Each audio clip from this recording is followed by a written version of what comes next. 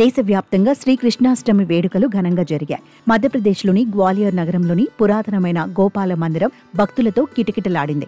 ఈ ఆలయాన్ని సుమారు 100 సంవత్సరాల క్రితం సింధియా రాజవంశీయులు నిర్మించారు. అయితే ప్రతి ఏటా శ్రీకృష్ణ జన్మాష్టమి సందర్భంగా కీలక ఘట్టం జరుగుతుంది.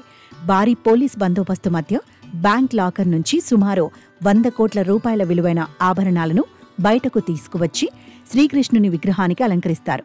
ఆభరణాలను వజ్ర వాహన్ ద్వారా రవాణా చేస్తారు. ఈ ఆభరణాలు కేవలం అలంకరణ మాత్రమే కాదని, శతాబ్దాల చరిత్రకు సాక్ష్యంగా నిలుస్తాయని భక్తులు తెలిపారు.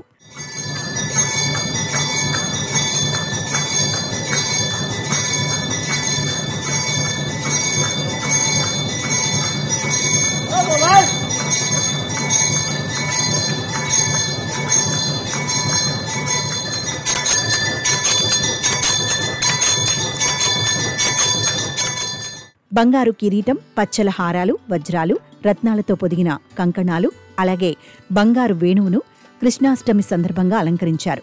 దేవతలను అందంగా అలంకరించి ఉత్సవ హారతి తర్వాత ఆలయాన్ని భక్తుల కోసం తెరిచారు. బంగారు ఆభరణాలతో శ్రీకృష్ణుని దర్శించుకున్న భక్తులు భక్తి పారవస్యంలో మునిగిపారు. ఇక ఈ ఆభరణాలకు అధికారులు ఇన్సూరెన్స్ చేయడంతో పాటు వీటికి పటిష్టమైన భద్రతను కల్పిస్తామని గ్వాలియర్ మున్సిపల్ కమిషనర్ సంగ్ ప్రియా తెలిపారు. ఇక కృష్ణాష్టమి సందర్భంగా స్వామివారిని దర్శించుకునేందుకు భక్తులు పెద్ద ఎత్తున తరలివచ్చారు.